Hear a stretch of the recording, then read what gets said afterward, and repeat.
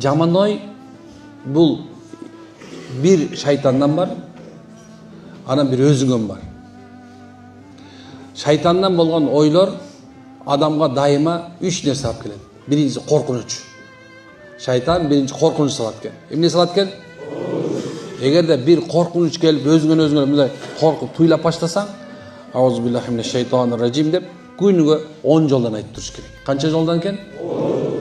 Корктуң, аузубиллахи минеш шайтанир ражим деп отура калып эле 10 жол айтыш керек. Алла bir периштени даярдап коет.